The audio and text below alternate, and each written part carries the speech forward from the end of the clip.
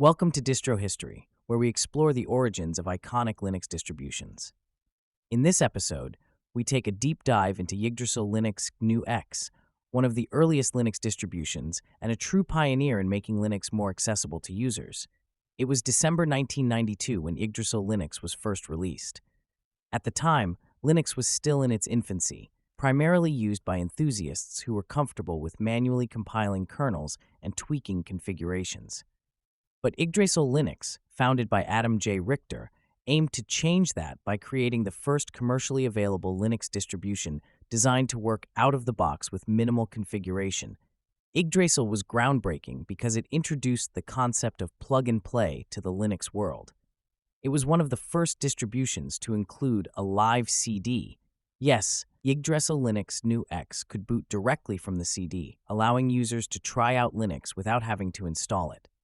This was a revolutionary feature at the time, making Linux much more accessible to people who were new to the system or hesitant to install it on their hardware. The name Yggdrasil itself was chosen with care. In Norse mythology, Yggdrasil is the world tree that connects the 9 realms. This symbolized the distribution's goal of connecting users to the growing world of open-source software through Linux. The Linux GNU X part of the name reflected the inclusion of not just the Linux kernel, but also the GNU utilities and the X window system, which made it easier to run a graphical interface. Yggdrasil's key feature was its attempt to be plug-and-play. The distribution automatically detected hardware, which was a big deal in the early 90s when most users had to manually configure devices like graphics cards, mice, and keyboards. Yggdrasil aimed to handle this automatically, making it one of the most user-friendly Linux distributions of its time.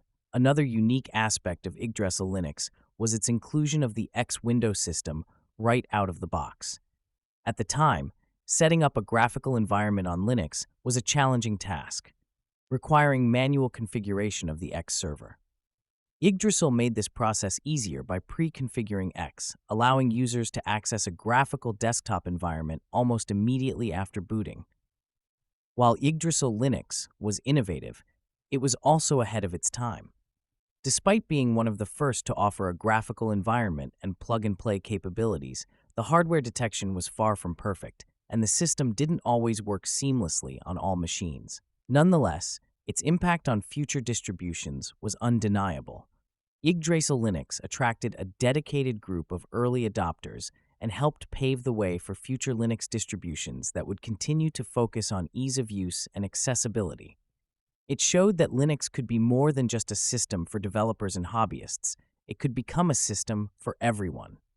Though Yggdrasil didn't last long and eventually faded into obscurity, its legacy is present in the many user-friendly distributions that followed. Today, Yggdrasil Linux GNU X is remembered as a bold experiment that pushed Linux forward.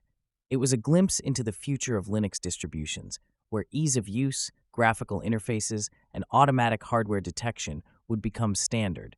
As we reflect on the history of Yggdrasil, let's remember its role as a pioneer, an early attempt to make Linux accessible to everyone, and a stepping stone in the evolution of Linux distributions.